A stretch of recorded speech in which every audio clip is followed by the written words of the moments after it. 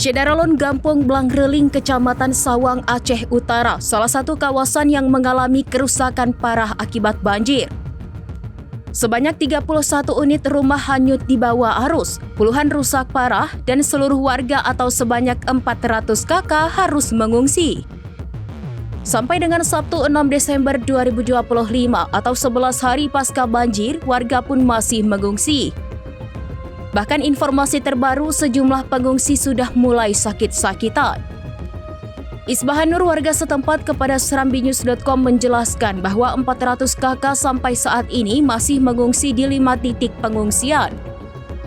Sementara warga lain yang rumahnya masih ada sekarang ini terus membersihkan lumpur secara manual, mengingat lampu masih padam sampai dengan sekarang.